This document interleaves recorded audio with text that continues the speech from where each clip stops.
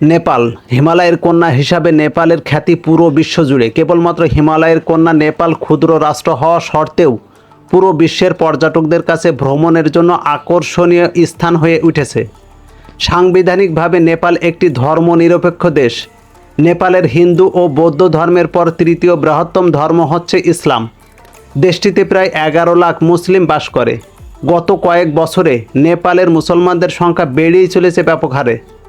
তুরস্কের সংবাদ মাধ্যম স্টার নিউজ এর রিপোর্ট অনুযায়ী গত 15 বছরে প্রায় 1 লাখ নেপালি ইসলাম কবুল করেছে। আগামী বছরগুলোতে নেপালে ইসলাম গ্রহণকারীর সংখ্যা আরও বাড়তে পারে বলে উল্লেখ করা হয় ওই প্রতিবেদনে। বর্তমানে পুরো নেপালে মসজিদ আছে 430টি, রয়েছে অসংখ্য ছোট বড় কওমি মাদ্রাসা। বন্ধুরা, অজানা তথ্যের আজকের পর্বে আমরা জানাবো নেপাল সম্পর্কে। বিস্তারিত জানতে চাইলে চ্যানেলটি সাবস্ক্রাইব করার অনুরোধ রইল। প্রাকৃতিক সৌন্দর্যের লীলাভূমি নেপালের সংখ্যাগরিষ্ঠ মানুষ হিন্দু ধর্মের অনুসারী হলেও জনসংখ্যার দিক দিয়ে নেপালে মুসলমানের অবস্থান তৃতীয়। নেপালের মোট জনসংখ্যার 5% মুসলিম। নেপালে প্রায় প্রতিটি জেলাতেই মুসলমানরা বসবাস করছে। দক্ষিণ এশিয়ার মধ্যে নেপালই একমাত্র দেশ যেখানে সংখ্যালঘু মুসলমানদের জন্য সরকারি চাকরিতে কোটা সুবিধার বিধান আছে। নেপালের সরকারি চাকরিতে মুসলমানদের জন্য 1% কোটা রাখা বাধ্যতামূলক রেখে পাশ করেছে নেপালের সরকার। সারা বিশ্বের নেপালই একমাত্র দেশ যেখানে আজ পর্যন্ত অন্য কোনো দেশ উপনিবেশ স্থাপন করেনি। এ কারণে আজও নেপালে কোনো স্বাধীনতা দিবস পালিত হয় না।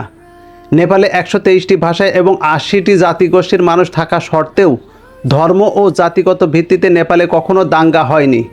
এদিক থেকে নেপাল অনেক শান্তিপূর্ণ অঞ্চল হিসেবে সারা বিশ্বে পরিচিত। যদিও ভারতের কঠোর হিন্দুত্ববাদী দলগুলো নেপালের মুসলমানদের বিরুদ্ধে ঘৃণার বীজ ছড়িয়ে দেওয়ার অনেক প্রচেষ্টা করছিল এবং এখনও করছে। নেপালের স্থানীয় জনগণ মুসলমানদের বিরুদ্ধে ভারতীয় এইসব ঘৃণার বীজ সচেতনভাবে প্রত্যাখ্যান করেছে। 2022 সালে নেপালের ইতিহাসে প্রথম একজন আলেম সংসদ সদস্য নির্বাচিত হন। নেপালের এই মুসলিম সংসদ সদস্য মুফতি মোহাম্মদ খালিদ সিদ্দিক। তিনি নেপালের জমিয়াত উলামায়ে ইসলামের সভাপতি। মুফতি খালিদ নেপালের সর্বপ্রথম রাষ্ট্রীয় আইনসভার প্রথম সদস্য।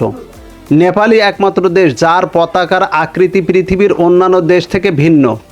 দেশটির পতাকা দুটি ত্রিভুজ আকৃতির। নেপালের প্রথম দুটি ধর্ম হলো হিন্দু এবং বৌদ্ধ। এ দুটি ধর্মের প্রতিদ্বন্দ্বীকারী হিসেবে পতাকায় ধরা দেয় চাঁদ ও সূর্য। যদিও এই পতাকাটি 1962 সালে প্রতিষ্ঠিত হয়েছিল, তবে নকশাটি 2000 বছরের পুরনো বলে জানা গেছে। নেপালের এই পতাকা হিমালয়েরও প্রতিনিধিত্ব করে। নেপালের ভূপ্রকৃতির গঠন খুবই বৈচিত্র্যময়। পৃথিবীর সবথেকে বড় 10টি পর্বতমালার মধ্যে নেপালের মধ্যে রয়েছে 8টি।